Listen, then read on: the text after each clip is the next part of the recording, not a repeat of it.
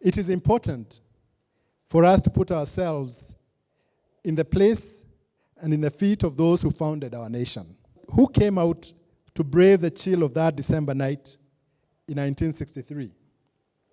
What were their hopes, their expectations?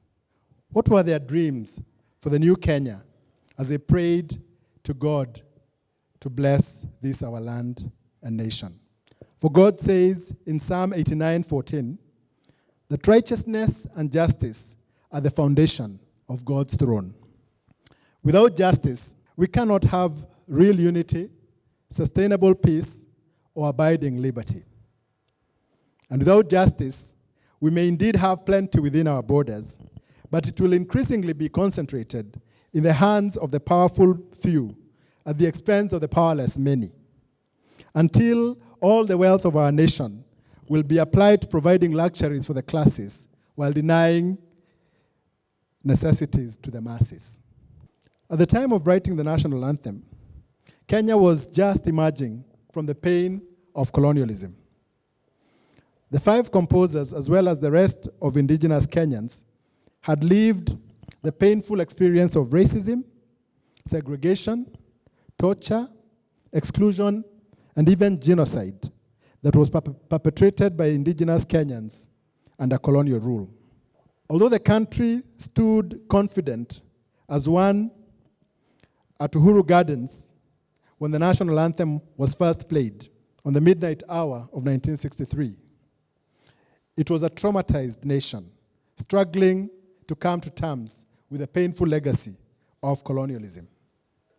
And yet, despite having been victimized and having their dignity trampled upon by the colonial regime, and despite having fought a bitter war of independence, Kenyans did not sing, "Our guns and our tanks be our shield and defender." Despite having been discriminated against on racial lines, Kenyans did not sing, "Our race or our tribe be our shield and defender." Despite being denied the enlightening blessing of a proper education, Kenyans did not sing, "Our intelligence be our shield and defender." Instead, they sang and prayed that justice would be our shield and defender. Justice. If you look at the Old Testament, there are over 200 times where justice is mentioned. It is written that 8,000 people in Kenya own 62% of Kenya's wealth. Think about that statistic. The late politician who was assassinated in 1975, J.M. Kariuki, prophesied that if we were not careful, Kenya would become a country of 10 millionaires and 10 million beggars. And it seems that this prophecy has come to pass on our watch. Of the Kenyans in formal employment today, only 68,000 earn a monthly salary of 100,000 Kenya shillings and above. All the rest earn below 100,000. And this is not to mention about youth unemployment, which is reaching a crisis proportion in our country. And it's one of the highest in the world. When it comes to urban marginalization, 60% of city dwellers in Kenya live in slums, which lack access to basic infrastructure and other services including safe drinking water, toilets, sewers, drains, refuse collection, electricity, roads, schools, and so on. We also live in the country that is quickly distinguishing itself as the capital of extrajudicial executions by the police.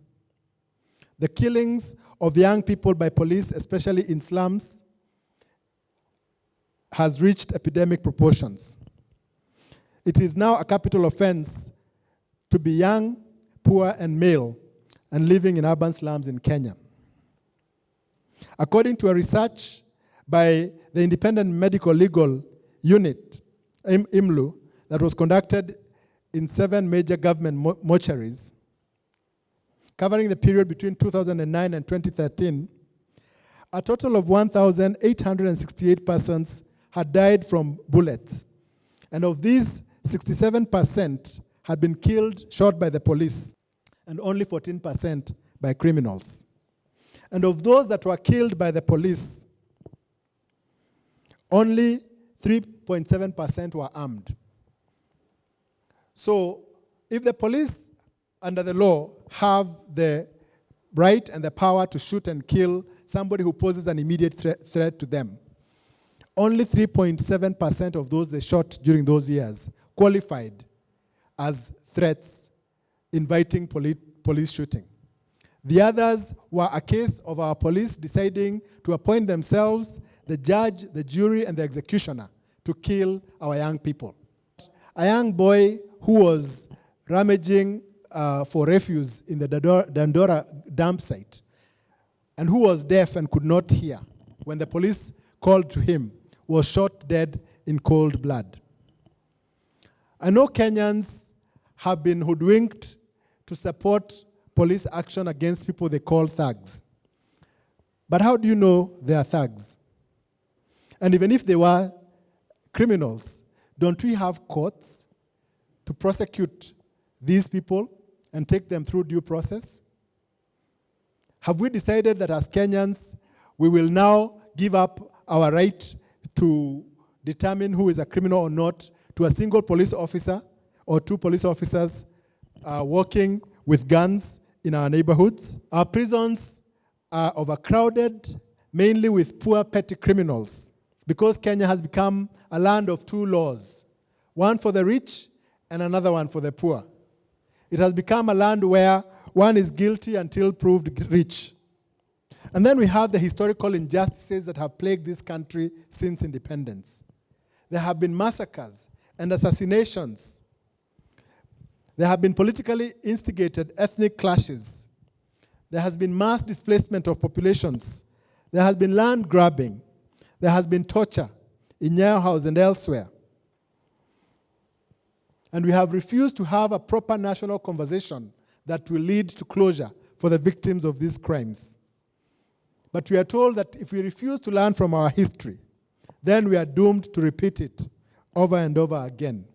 So we are not doing very well when it comes to upholding the shield of justice, which is the subject of the third stanza of our national anthem. Our reaction has ranged from silence to indifference to denial to cheering those who are perpetrating this injustice and to complicity in the injustice. It is not enough to pay school fees to a poor child. We must ask why we have poor schools in such dilapidated conditions, where teachers are not even being paid enough, where children are not able to read at the required standard. It is not enough for us to pay hospital bills for our sick relatives. And we must ask ourselves, what is the government doing to ensure that there is proper health care for the people who pay taxes to ensure that this happens? The response of the middle class in Kenya has been to resort to private solutions to public problems. So instead of standing up and demanding that the government do what it does, what is paid by our taxes to do, we take our children to private schools. We pay for our own health care through private insurance. We pay for our own security, water, and so on. First of all, this is double taxation because we are paying our taxes to ensure we get these services. But then we pay also for our children. And when we are doing this, we are retreating into our gated compounds where we feel safe. But our safety in the gated compounds is only temporary. Because as Martin Luther King once said, injustice anywhere is a threat to justice everywhere. We can only be safe temporarily behind our gated compounds if our fellow Kenyans out there have nothing to eat. If our fellow Kenyans out there are being shot day and night by the police. It is just a matter of time before those injustices come knocking at our doorstep. And that is what Esther was told by Mordecai in the book of Esther. That do not think because you are safe in the king's palace that you will not experience the injustice that has been decreed on God's people. The corporate church, once so vibrant in standing up against injustice, has lost its voice to speak coherently against injustice in Kenya.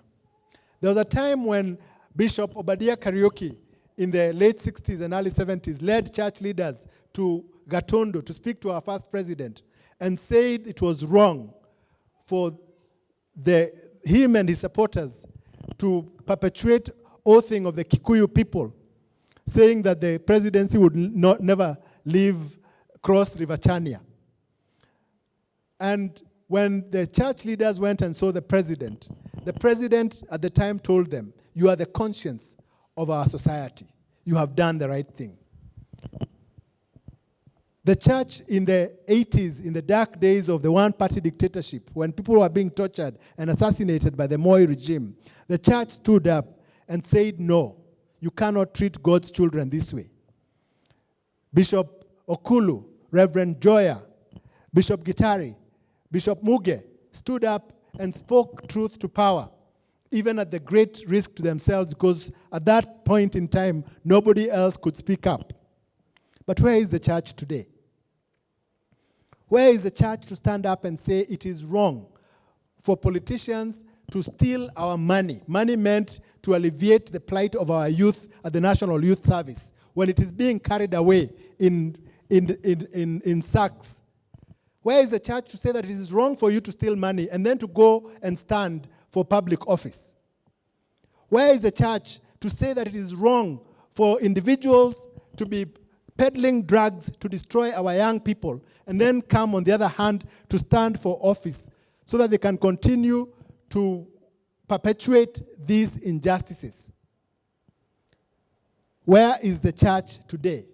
The church has gone silent, and it has gone silent because it is either perpetuating injustice in its own ranks.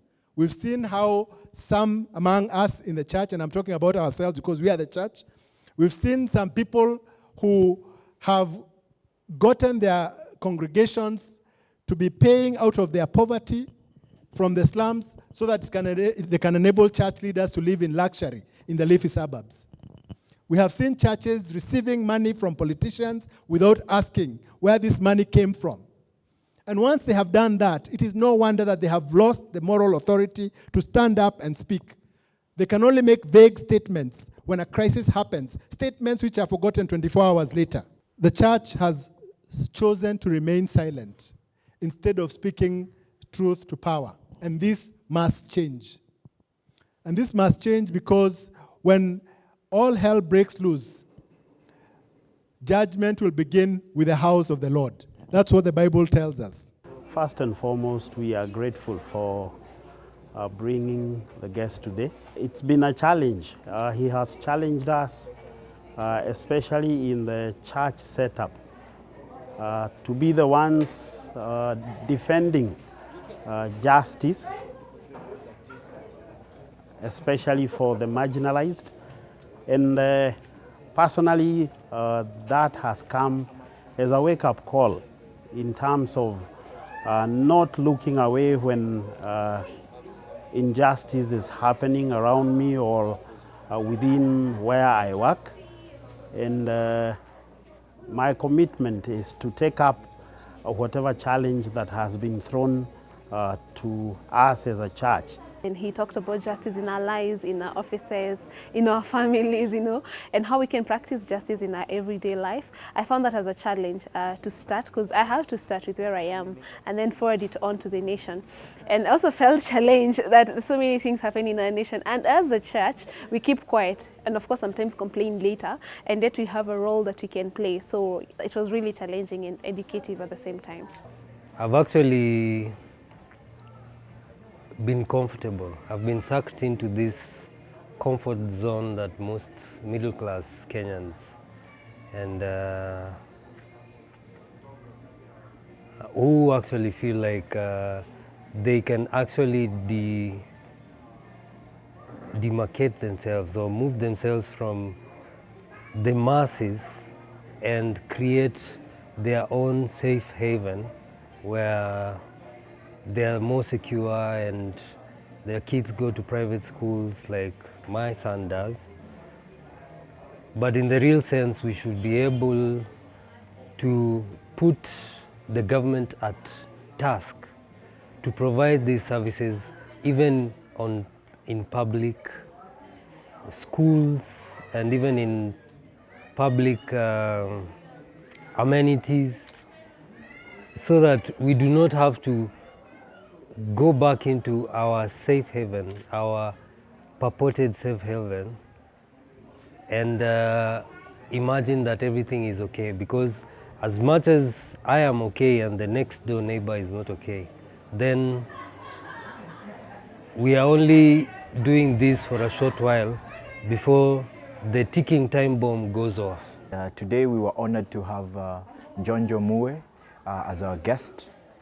And to me, my biggest take home was as a church, we've been silent and we've not engaged, and we need to step up and engage in matters of justice and mercy.